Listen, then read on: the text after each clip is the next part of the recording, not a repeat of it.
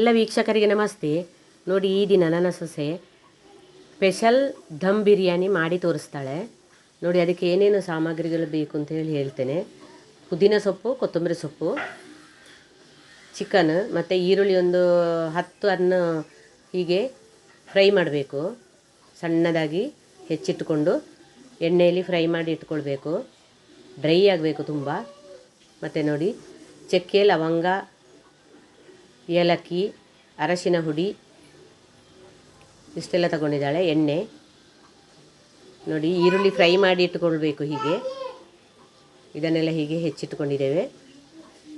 ಕೆಂಪು ಮೆಣಸಿನ ಹುಡಿ ಸ್ವಲ್ಪ, ಒಂದು 2 ಸ್ಪೂನಷ್ಟು. ಇದು ಸ್ಪೆಷಲ್ ದಮ್ ಬಿರಿಯಾನಿ ಮಾಡುವ ವಿಧಾನ.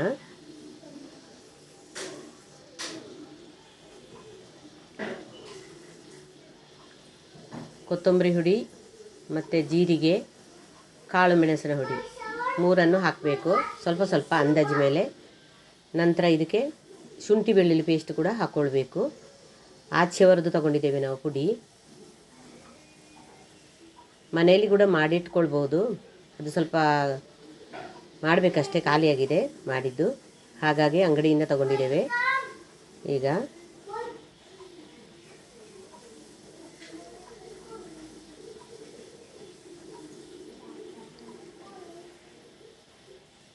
ತುಂಬ ಒಳ್ಳೆಯದಾಗ್ತದೆ ಇದು.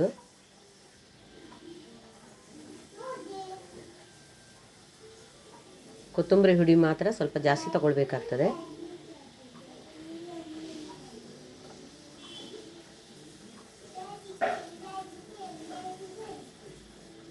ಮೊಸರು ಹಾಕ್ಕೊಳ್ಬೇಕು. ಅಂದಾಜು ಮೇಲೆ ತಗೊಂಡ್ರೆ ಆಯಿತು.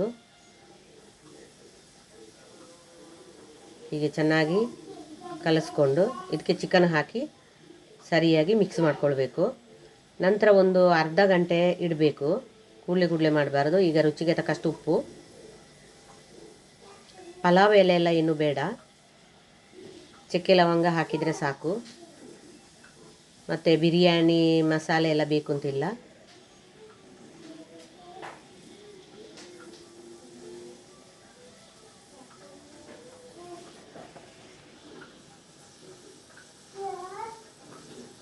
ಸ್ಪೆಷಲ್ ದಮ್ ಬಿರಿಯಾನಿ.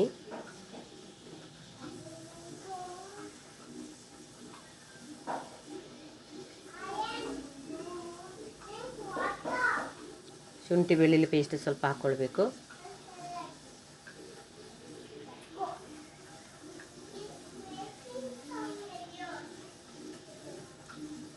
ನೆಕ್ಸ್ಟ್ ಈಗ ನಾವು ತೆಲುಗಿನವರು ಮಾಡುವಂತಹ ಬಿರಿಯಾನಿ ಮಾಡಿ ತೋರಿಸ್ತೇವೆ.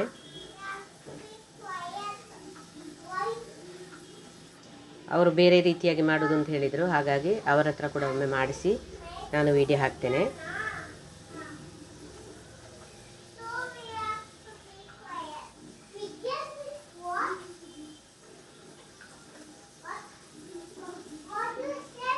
ಸ್ವಲ್ಪ ಎಣ್ಣೆ ಹಾಕ್ಕೊಳ್ಬೇಕು. ಎಣ್ಣೆ ಅಥವಾ ತುಪ್ಪ ಹಾಕಿದರೆ ಆಗ್ತದೆ. ನಾವು ನಂತರ ತುಪ್ಪ ಹಾಕಿ ತೋರಿಸ್ತೇನೆ.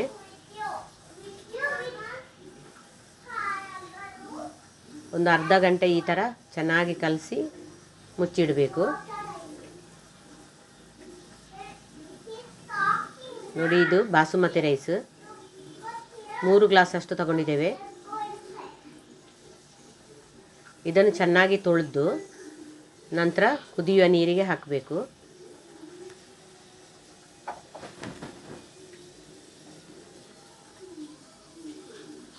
ಅರ್ಧ ಗಂಟೆ ಆಯಿತು. ಈಗ ನಾನು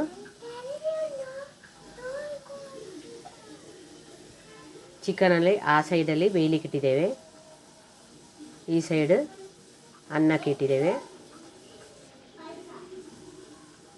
ರುಚಿಗೆ ತಕ್ಕಷ್ಟು ಉಪ್ಪು ಮತ್ತು ಈಗ ಈರುಳ್ಳಿ ಸ್ವಲ್ಪ ಹಾಕ್ಕೊಳ್ಬೇಕು.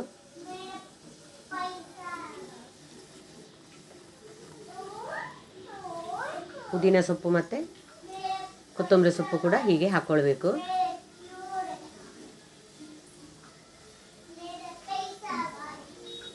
ಚಕ್ಕೆ ಲವಂಗ ಏಲಕ್ಕಿ 1-2 ಹಾಕಬೇಕು. 1 ಸ್ಪೂನಷ್ಟು ತುಪ್ಪ ಹಾಕ್ಕೊಳ್ಬೇಕು.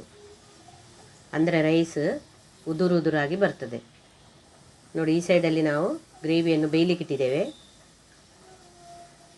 ಈ ಸೈಡಲ್ಲಿ ಅನ್ನ ಇಟ್ಟಿದ್ದೇವೆ, ಬಾಸುಮತಿ ರೈಸ್.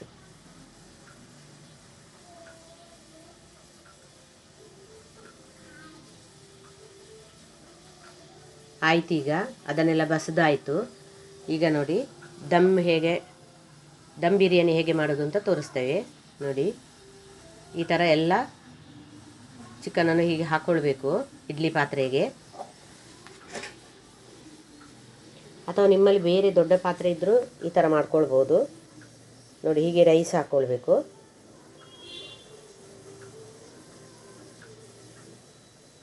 ರೈಸನ್ನು ತುಂಬ ಬೇಯಿಸಬಾರ್ದು, 2 ಕುದಿ ಬಂದರೆ ಸಾಕು. ನಂತರ ಅದು ತಾನಾಗೆ ಈಗ ದಮ್ಮಿನಲ್ಲಿ ಬೇಯ್ತದೆ. ಅದು ಬಿರಿಯಾನಿ ಮಾತ್ರ ಸೂಪರಾಗಿ ಬರ್ತದೆ, ಉದುರಾಗಿ ಅಂಟಿಕೊಳ್ಳೋದಿಲ್ಲ.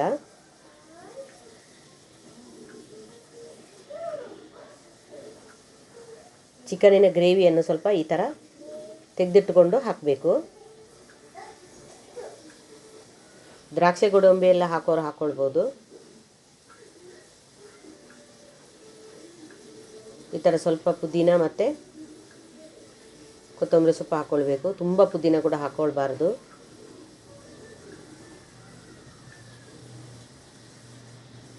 ಸ್ವಲ್ಪ ತುಪ್ಪ, ಬಿರಿಯಾನಿ ಮಾಡಲಿಕ್ಕೆ ತುಂಬ ತುಪ್ಪ ಏನು ಬೇಕು ಅಂತಿಲ್ಲ.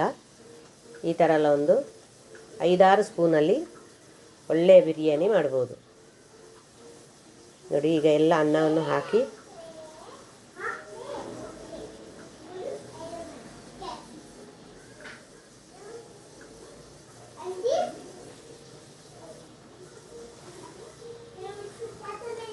ಪುನಃ ಸ್ವಲ್ಪ ಗ್ರೇವಿ ಹಾಕಬೇಕು.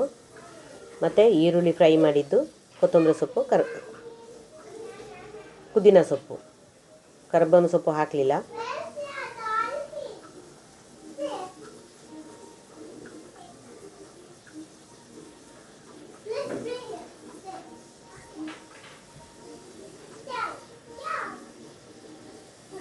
ಫ್ರೈ ಮಾಡಿದ ಈರುಳ್ಳಿ,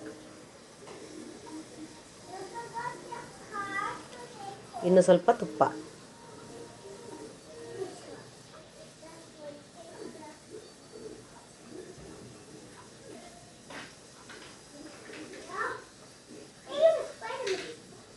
ಈ ಥರ ಮಾಡಿಕೊಂಡು ಇದಕ್ಕೆ ಸ್ವಲ್ಪ ಸ್ವಲ್ಪ ತುಪ್ಪ ಹಾಕ್ಕೊಳ್ಬೇಕು. ತುಪ್ಪದಲ್ಲೇ ಬಿರಿಯಾನಿ ಮಾಡಬೇಕು ಅಂತ ಏನಿಲ್ಲ, ಕಡಿಮೆ ತುಪ್ಪ ಹಾಕಿ ಒಳ್ಳೆಯ ಬಿರಿಯಾನಿ, ದಮ್ ಬಿರಿಯಾನಿ ಮಾಡ್ಬೋದು.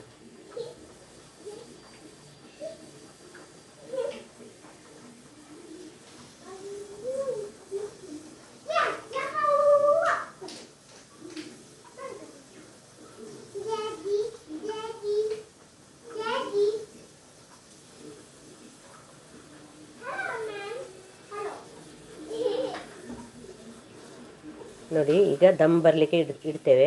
ಈ ಥರ ಮುಚ್ಚಿ ಅಡಿಯಲ್ಲಿ ಕಬ್ಬಿಣದ ನೋಡಿ ಈ ಥರ ಪಾತ್ರೆ ಇಟ್ಕೊಳ್ಬೇಕು. ಚಪಾತಿ ಮಾಡೋ ತವಾ ಅದರ ಮೇಲೆ ಈ ಥರ ಇಡಬೇಕು. ಆಮೇಲೆ ಗ್ಯಾಸ್ ಸ್ವಲ್ಪ ಸಣ್ಣದಾಗಿ ಇಡಬೇಕು. ಈ ಸೈಡಲ್ಲಿ ನಾವು ಕಚಂಬರಿಗೆ ರೆಡಿ ಮಾಡ್ತಾ ಇದ್ದೇವೆ.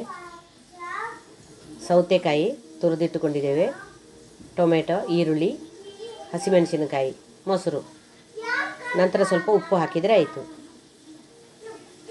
ಬಿರಿಯಾನಿಗೆ ಕಚ್ಚಂಬರ ಕೂಡ ರೆಡಿ ಮಾಡ್ತಾ ಇದ್ದೇವೆ.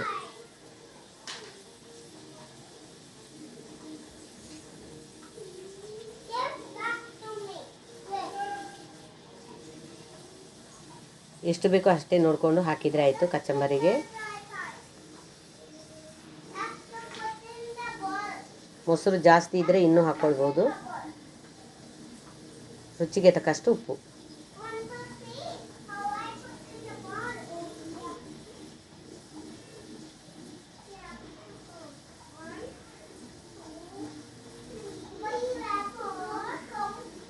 ಖಾರ ಬೇಕಾದರೆ ತುಂಬ ಹಸಿಮೆಣಸಿನಕಾಯಿ ಹಾಕ್ಕೊಳ್ಬೋದು.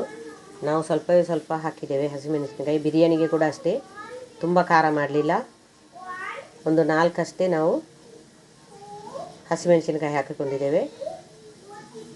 ನೋಡಿ, ಆಯಿತು, ಅರ್ಧ ಗಂಟೆ ಕಳೆಯಿತು. ಈಗ ನೋಡಿ, ಒಳ್ಳೆ ಬಿಸಿ ಬಿಸಿ ಇದೆ, ಬಿಸಿ ಬರ್ತಾ ಇದೆ ನೋಡಿ. ಈಗ ಸರ್ವ್ ಮಾಡಿ ತೋರಿಸ್ತೇನೆ.